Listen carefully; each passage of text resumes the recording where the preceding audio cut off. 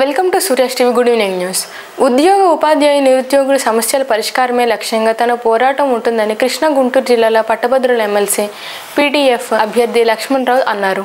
ఫిబ్రవరి 27వ తేదీన కృష్ణా గుంటూరు జిల్లాల శాసన మండలి గ్రాడ్యుయేట్ ఎమ్మెల్సీ ఎన్నికల్లో ఉద్యోగులు, ఉపాధ్యాయులు, పెన్షనర్లు, కార్మిక సంఘాలు, ప్రజా సంఘాలు బలపరిచిన పీడీఎఫ్ ప్రోగ్రెసివ్ డెమోక్రటిక్ ఫ్రంట్ అభ్యర్థిగా పోటీ చేస్తున్నాను. గత 20 రోజులుగా కూడా కృష్ణా గుంటూరు ఉమ్మడి జిల్లాల్లో విస్తృతంగా పర్యటిస్తే పెద్ద ఎత్తున ఆదరణ వ్యక్తమైంది. గెలుపొందుతానని చెప్పేసి నేను భావిస్తూ ఉన్నాను. మేము పీడీఎఫ్గా 18 సంవత్సరాల క్రితం ఏర్పడి ప్రజా సమస్యల మీద, రైతాంగ సమస్యల మీద, కౌలు రైతు సమస్యల మీద, ఉద్యోగులు, ఉపాధ్యాయులు, పెన్షనర్లు ఎదుర్కొన్న సమస్యలు, నిరుద్యోగులకు సంబంధించిన జాబ్ క్యాలెండరు, ఇలాంటి అనేక విషయాల్ని ఎవరు ముఖ్యమంత్రిగా ఉన్నా మేము ప్రభుత్వం దృష్టికి తీసుకెళ్ళాం. మేము ఒక నిర్మాణాత్మక ప్రతిపక్షంగా వ్యవహరిస్తూ ఉన్నాం. నేను ఇప్పటికి 5 ముఖ్యమంత్రులను చూశాను ఎమ్మెల్సీగా. ఎవరు ముఖ్యమంత్రిగా ఉన్నప్పటికీ కూడా ప్రజలకు సంబంధించినటువంటి అంశాలు, ఉద్యోగులు, ఉపాధ్యాయులు, పెన్షనర్లకు సంబంధించి, అలా కార్మిక వర్గానికి సంబంధించిన అంశాలు మేము ముందుకు తీసుకెళ్తా ఉన్నాం. మరి ఈ ఎన్నికలకు సంబంధించి కూడా మరి శాసన మండలిలో మనందరికీ తెలుసు, గ్రాడ్యుయేట్ 5 సీట్లు, టీచర్లకు 5 సీట్లు రాజ్యాంగ నిర్మాతలు ప్రత్యేక ప్రయోజనం కోసం సృష్టించారు. కానీ ఈ రోజున వీటిలో కూడా రాజకీయ పార్టీలు చొచ్చుకొస్తున్నటువంటి పరిస్థితిని మనం చూస్తూ ఉన్నాం. అందువల్ల భవిష్యత్తులో ఖచ్చితంగా నేను నిరుద్యోగ సమస్యల మీద, డిఎస్సి గురించి కానీ, అలా జాబ్ క్యాలెండర్ గురించి కానీ అన్ని అంశాల మీద నిలబడతానని చెప్తున్నాను. గ్రామ సచివాలయాలు, వార్డు సచివాలయాలు, ఉద్యోగుల సమస్యల పరిష్కారం కూడా కృషి చేస్తానని చెప్తున్నాను.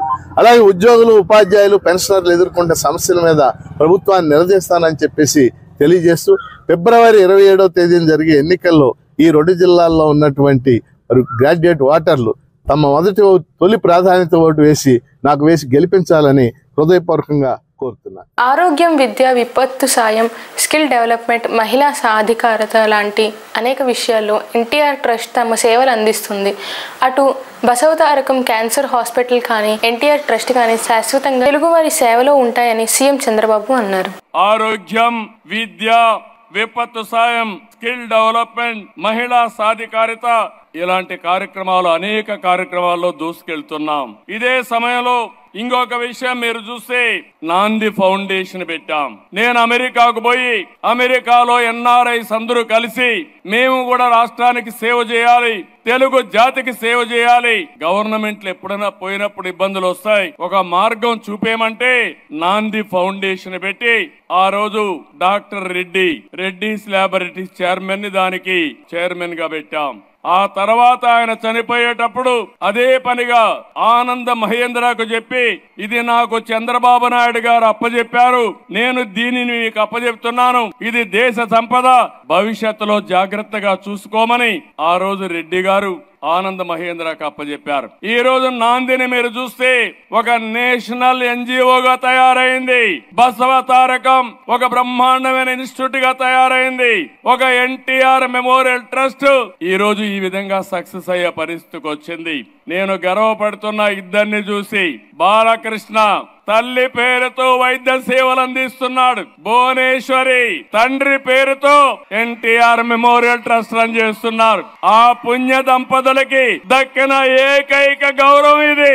మరొక్కసారి ఆ పుణ్య దంపతులు తలుచుకోవాల్సిన బాధ్యత మనందరి పైన ఉంది. మంచి మనసుండే మనుషులు మన దగ్గర లేకపోయినా వాళ్ళ ఆశయాలు మన దగ్గర ఉన్నాయి, వాళ్ళ సంకల్పం మన దగ్గర ఉంది. అటు బసవతారకం క్యాన్సర్ హాస్పిటల్ గాని, ఇటు ఎన్టీఆర్ మెమోరియల్ ట్రస్ట్ గాని శాశ్వతంగా ఉంటాయి. తెలుగు జాతి ఉన్నంత వరకు తెలుగు జాతికి పనిచేస్తాయని కూడా విజ్ఞప్తి చేస్తున్నా. మైలవరం పట్టణంలో స్థానిక శాసనసభ్యులు వసంత కృష్ణ ప్రసాద్ ఇంటింటికి ప్రచారంలో పాల్గొన్నారు.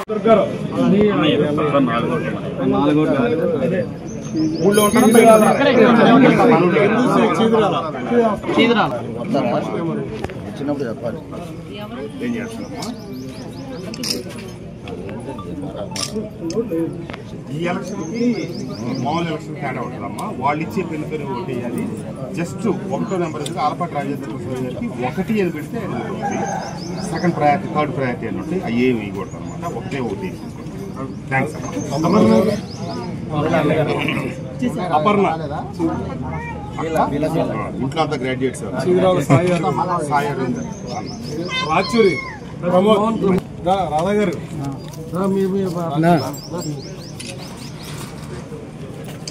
ఆచూరు విజయ వెంకట సాయి. తిరుపతిలో మహారాష్ట్ర సీఎం టీటీడీ దర్శనానికి వెళ్తున్నారని ఆంధ్రప్రదేశ్ సీఎం ఈ కార్యక్రమంలో పాల్గొనేందుకు వెళ్లాల్సిన అవసరం ఏమిటని కేంద్ర మాజీ మంత్రి చింతామోహన్ అన్నారు. శానిటేషన్ కాంట్రాక్టు కావాలి. దిగజారాడు వాడు అని అంటున్నా నేను ఇక్కడ. వాడు ఫడ్నవీసు ప్రత్యేక విమానంలో మన రాష్ట్ర ముఖ్యమంత్రి వెళుతున్నాడు మధ్యాహ్నం. ఆలయాల ప్రపంచ ఆలయాల అభివృద్ధి దాంట్లో ఆర్థికం ఏంది? ఏదో శానిటేషన్ వర్క్ ఆంధ్రప్రదేశ్ రాష్ట్రంలో కావాలి ఒక వెధవకి.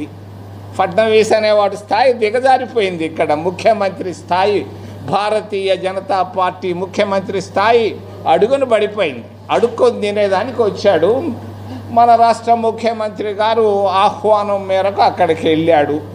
ఇక్కడ ఇష్యూ కాంట్రాక్టు, ఆర్థికం. ఖండిస్తున్నా ఆంధ్రప్రదేశ్ రాష్ట్ర వైఖరిని. ఏంది మీరు చేస్తుండేది?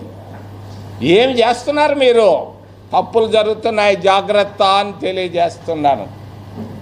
రెండో విషయం, ప్రధానమంత్రి మొన్న అమెరికాకి వెళ్ళాడు. ఎందుకు వెళ్ళాడు? ఆర్థికం. ఏంది ఆర్థికం? అదాని కేసుల్లో తప్పించేదానికి వెళ్ళాడు భారతదేశ ప్రధానమంత్రి నరేంద్ర మోడీ. ఏం చేశావు? ఇందిరాగాంధీ వెళ్ళింది అమెరికాకి, ఎవరిని కలిసింది? అధ్యక్షుడినే కలిసింది. రాజీవ్ గాంధీ వెళ్ళాడు, అధ్యక్షులనే కలిశారు. మన్మోహన్ వెళ్ళాడు, పివి వెళ్ళాడు, మరి అందరూ వెళ్ళారు. ఈరోజు నువ్వు వెళ్ళి పనికి మాలిన వాళ్ళను కూడా ప్రధానమంత్రి కలుస్తాడా? అధ్యక్షుడిని కలిసావు, సంతోషం. మరి కింద స్థాయిలో నువ్వు కలవడానికి ఆంతర్యం ఏమిటి? ఆర్థికం.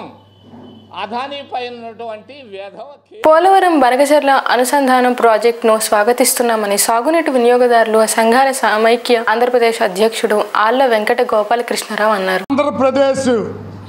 ఆంధ్రప్రదేశ్ ముఖ చిత్రం మారబోయే పోలవరం బనకచెర్ల అనుసంధాన ప్రాజెక్ట్ ఏదైతే ఉందో దాన్ని స్వాగతిస్తూ ఉన్నాం సాగునీటి సంఘాల తరఫున. ముఖ్యంగా ఈ ప్రాజెక్టు, ఈ పోలవరం బనకచెర్ల అనేది గోదావరి వరద జలాల మీద మనం నిర్మిస్తూ ఉన్నాం. అక్కడి నుంచి కుడి కాలువ ద్వారా వైకుంఠపురం బ్యారేజీ తీసుకొచ్చి అక్కడి నుంచి ఒక లిఫ్ట్ ద్వారా నకిరేకల్లు దగ్గర మన నాగార్జున సాగర్ కుడికాలం 80 కిలోమీటర్ దగ్గరికి తీసుకెళ్తాం. ఇది ప్రాథమికంగా మొదటి దశ. ముఖ్యంగా ఈ పోలవరం బనకచెర్లతో రాయలసీమ, ఉమ్మడి ప్రకాశం, నెల్లూరు, గుంటూరు జిల్లాలతో పాటు రాయలసీమలో వెనకబడిన జిల్లాల్లో మొత్తం మీద 7.5 లక్షల ఎకరాల కొత్త ఆయకట్టు, అట్లాగే ప్రస్తుతం ఉన్న కుడి కాలువ నాగార్జున సాగర్ కుడి కాలువ, కండలేరు, సోమశిల కింద ఉన్నటువంటి వెలుగోడు కింద ఉన్నటువంటి 22 లక్షల ఎకరాల ఆయకట్టు స్థిరీకరణ, పారిశ్రామిక అవసరాలకి 20 టీఎంసీల సాగునీరు, 80 లక్షల జనాభాకి తాగునీరు అందించే ఈ ప్రాజెక్టు ఇది ఆంధ్రప్రదేశ్ మెట్ట ప్రాంతానికి అత్యవసరం. దీన్ని ఈ రాష్ట్ర ప్రభుత్వం ముందడుగు వేసినందుకు స్వాగతిస్తూ ఉన్నాం. దీంట్లో మొదటి దశ త్వరగా పూర్తి చేయమని కోరుతా ఉన్నాం. మొదటి దశ పూర్తయితే వైకుంఠపురం బ్యారేజ్లో 10 టీఎంసీల సాగునీరు, అట్లాగే అక్కడి నుంచి లిఫ్ట్ ద్వారా నాగార్జున సాగర్ కుడి కాలువ నకిరేకల్లు దగ్గర 80 కిలోమీటర్ దగ్గర కలిపితే దాని కింద ఉన్నటువంటి ప్రకాశం, గుంటూరు జిల్లాల్లో ఉన్నటువంటి 9.60 లక్షల ఎకరాల. విజయవాడ ప్రభుత్వ ఆసుపత్రిలో ప్రభుత్వ డాక్టర్ల నిర్లక్ష్యంతో మృతి చెందిన యువకురాలు వైద్యం వికటించడంతో మృతి చెందిందని ఆందోళనకు దిగిన మృతురాలి బంధువులు. అంటే మాది కందులపాడు అండి. కందులపాడు అయితే ఇక్కడ మనిషికి కొంచెం షుగర్ లెవెల్స్ పెరిగింది అని చెప్పి, ప్లస్ లెమ్ము కొంచెం ఉందని చెప్పి మనిషిని తీసుకొచ్చాము. మనిషిని తీసుకొస్తే ఆ మనిషికి ఏం జరిగిందంటే ఎర్లీ మార్నింగ్ ఇంజక్షన్ చేశారంట. ఆ మనిషి అయితే అప్పుడు నార్మల్గానే ఉంది, నార్మల్గానే తిరుగుతుంది, తింటుంది.